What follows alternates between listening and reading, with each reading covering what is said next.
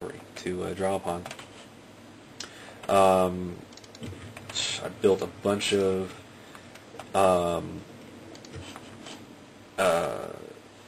because like a couple the turn prior, 2 turns prior, I built a bunch of traders. So built all the traders. I got only 3,000 gold, which was 1,000 down from the previous 2, but still. Here comes the Sarmatians. I think he's looking for Campus Marco Manni, but here's the rest of the horde coming. So next thing you know, Aquin come, and yeah, they came last time and were harassing me here. So that's the other neat aspect, and what I like about Western Roman Empire is that you're going to basically, you have this big empire, but you're going to keep getting challenges. That's the aspect of this expansion. So way to go, Creative Assembly. Thank you for that. You keep getting these massive armies to challenge your authority. So it's pretty cool.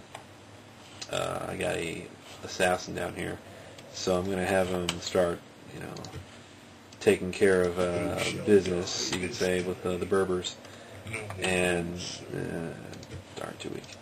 But this Moorish riders, camel riders, but more like a lot of peasants as well. So that'd be about the only significant force he's got. And trying to, this guy's, the peasant's finally getting weak, so I'm gonna move him back. But basically, these peasant, armies, lone peasants they're doing a pretty good job in my opinion. They're keeping the enemy occupied because they're laying siege, so it's like they have to be taken care of.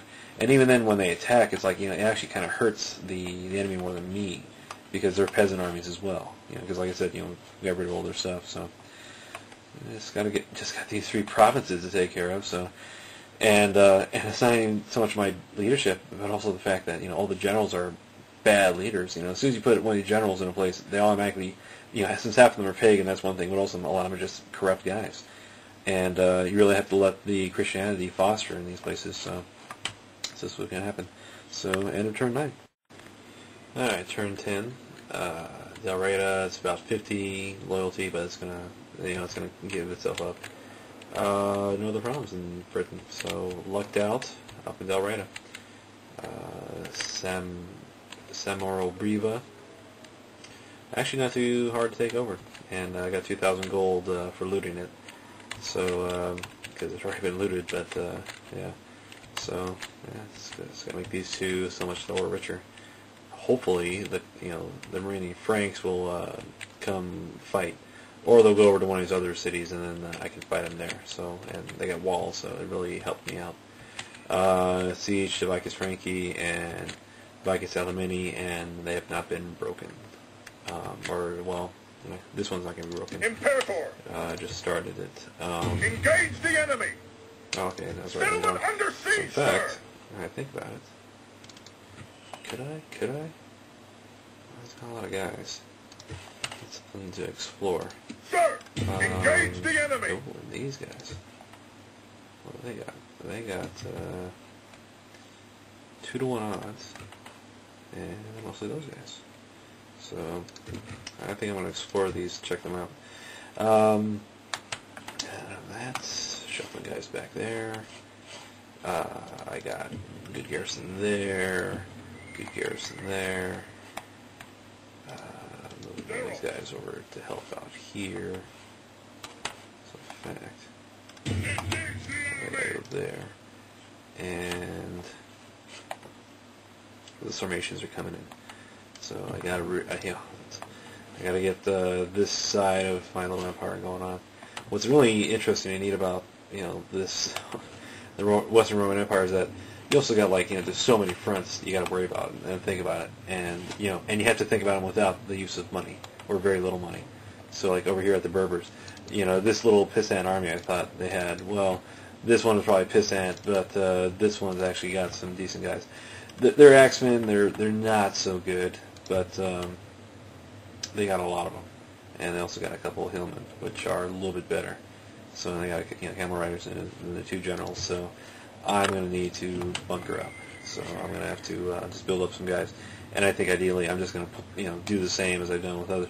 Although the Berbers, I think they tend to sit and wait out the sieges more often. So I may need to come out and fight, is what I'm saying. this guy's being attacked, but it's gotta be an army of peasants. So all I got is peasants, but I think maybe I could probably give them a run for their money. So I'm gonna move those other peasants back. Still just worthless sieges here and there, but we'll see what happens. Well, that looks like it proved very successful. End of turn 11. Alright, even these little reports are getting a little boring. So I'm just, one little build with a couple guys on there so we get to chase them around. Something I've also realized, and I forgot to mention this, is that when you lay siege, and especially if you're able to hold onto the siege, the enemy ends up losing money because they have units that they're still supporting even though they're under siege. So it actually pays to, for the enemy to have a lot of units and for them to be under siege, because then they're trapped resources, they're trapped units, they can't do anything. Let's see, hopefully the Franks are going to get friendly and want to, chew up Abercom, which actually I kind of don't want, because I want to get that money from there, not to have them do it. So I need to take care of Campus Frizzy real quick, and then move on the Franks. So hopefully, hopefully we'll be able to fight off or something. I don't know. We'll see what happens. Yeah, these guys, since they're now Christian, they are more pacified, so they're good to go. Good strong garrisons in these two provinces. Since the Sarmatians are more than likely going to go for Aquincum, I'm building up the defenses, so adding to the troops there, and doing likewise down at Carthage. So far I've already been able to upgrade a couple of units and send them out, so it's nice. It's nice when you got some silver units. But yeah, these Berbers, they probably mean business. So I'm building up the defenses down here as well, because I'm going to need it. And other than that, I'm doing surprisingly well. So that's it. Okay, my mistake. This is the end of turn 13 now, where before I was confused. So finally, there's peace in the north. They're all Christian, or there's peace in the British, at least on England. I kind of purposely weakened the garrison at Semerogriva to draw in the Franks, which is good and bad idea. So luckily there's all my cavalry's over here, so I'm hoping I can quickly take Campus Frizzy back and then move the cavalry back to Semerogriva, especially if the Franks lay siege, and then I should be able to just utterly destroy the Frankish horde. So there's method to the madness, because in a stand-up fight it's hard to beat these guys, but if I purposely draw them into a fight with me, if I make them fight me, in the city or on the walls, then they're going to be at a disadvantage, and then I'll overwhelm them. Everywhere else is pretty peaceful. The Sarmatians are in, and neat little aspect. There you got one horde taking out, or sieging Aquincum, and another one sieging Sirmium, which is good, enemy of my enemy, or friend of my enemy, or whatever. But yeah, here is the other three hordes of theirs, and gee, I wonder where they'll go.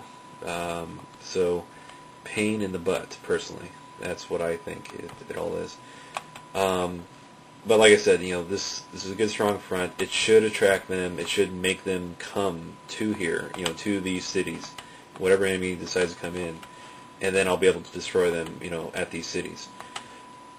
But the problem is that I got all these weak, inner cities, and just because I don't have anything to support, or I can't support anymore.